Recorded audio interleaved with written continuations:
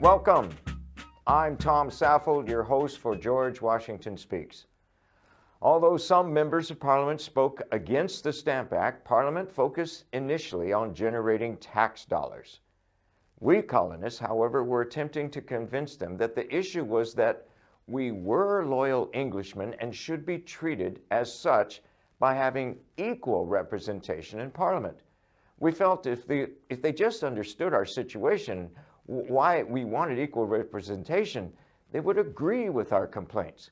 We thought it was just the tax dollars, but over the next years, we came to face with the real issues. See how we responded in the Stamp Act edition of George Washington Speaks. The following year, in 1765, Parliament passed the Stamp Act. This time, they boldly proclaimed, "We are taxing you." It is a direct tax, and it is meant to generate funds to pay for the cost of the 7 Years' War. It is not a tax to regulate trade or support the government. This tax was applied to the sale of all paper items, such as newspapers, almanacs, pamphlets, broadsides, legal documents, and even dice and playing cards. Whenever those items sold, a stamp was placed on them as proof that the tax had been paid.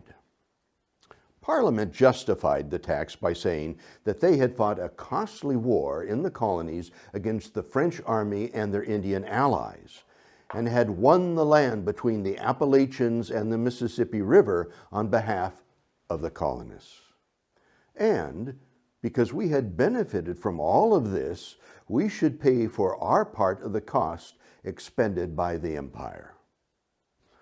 Furthermore, they reasoned that since they were leaving several thousand British troops here to continue to protect us from the Indians and that benefited us, they had every right to tax us.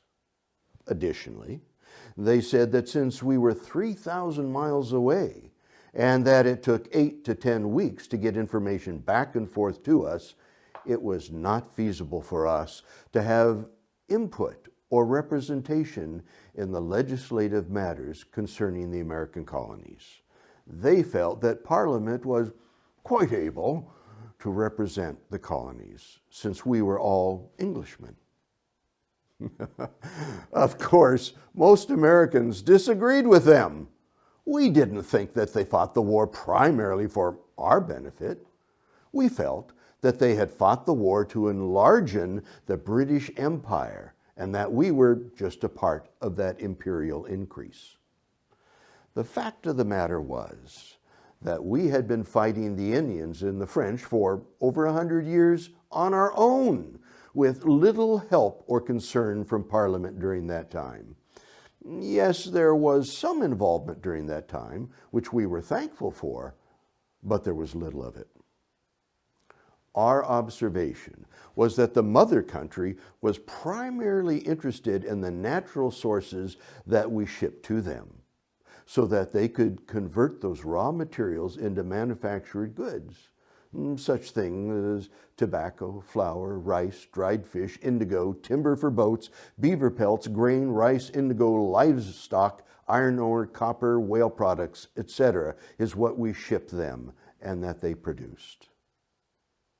We also felt that Parliament could not accurately represent us, and that representation was one of the reasons why all of the colonies had colonial legislatures. We asked the question, since Parliament was in England and weren't living in the colonies, how could they possibly know the problems we have? Problems with poor roads and limited communication over an expanse of 3,000 miles that stretched from Georgia in the south to Massachusetts in the north. And along those 3,000 miles, they also faced on hostile Indian lands. How could they sympathize with our import and export difficulties between England and the colonies when we were separated by 3,000 miles? Then there were the ongoing issues between the 13 colonies. Disputes over boundary lines, different laws, different currencies and exchange rates, and import and export trade issues between the colonies themselves. In reality, they knew very little about what it was like to live here in the colonies, about what we faced on a daily basis. And we asked ourselves, how could they possibly talk with our voice and adequately represent us? And since they couldn't properly represent us, we had no voice in Parliament, and no taxes should be assessed against us because we were not represented. For over 100 years, we taxed ourselves, both directly for the support of the government and indirectly to regulate imports and exports. We were no strangers to taxing ourselves and supporting our government over that period of time. But this was quite a different situation. We didn't have a voice, and we didn't think we should pay those taxes. It came down to Parliament deciding what it felt was best for us in all and any matters. And we would stand up against that. We strongly felt that taxation without representation was tyranny.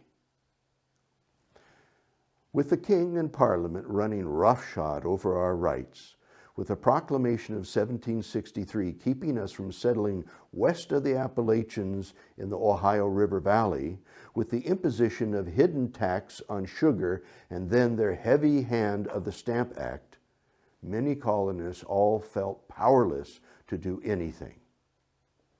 But not all of us.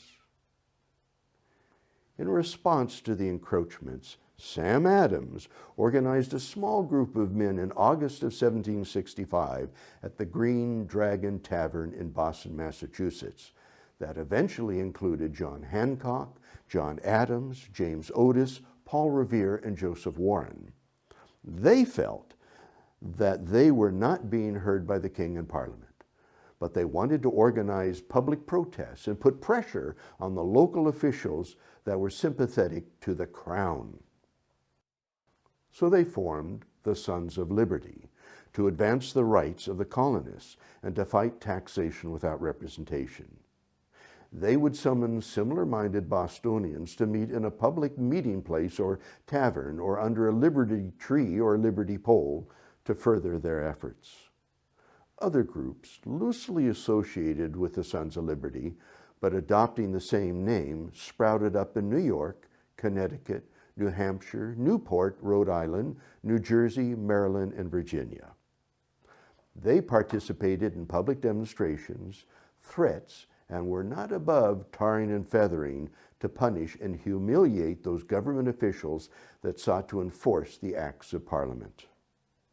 Early on in Boston, they burnt an image of Andrew Oliver, a local stamp distributor, in effigy in the streets.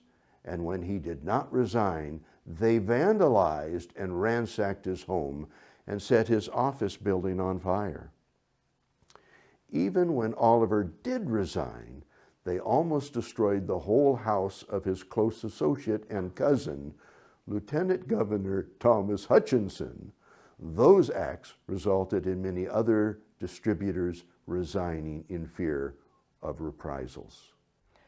As a result of Parliament's heavy hand, we did not back down, but adopted the slogan, "Taxation without representation is tyranny," which became the colony's rallying cry. It was as a result of Parliament's heavy hand that the Sons of Liberty were formed as a tangible response, since normal means of communication were fruitless. But England was not finished with imposing her will on us. She was not even close to doing what she would eventually do. Join us next time as we see how the next edition of George Washington Speaks reveals how the Quartering Act was received.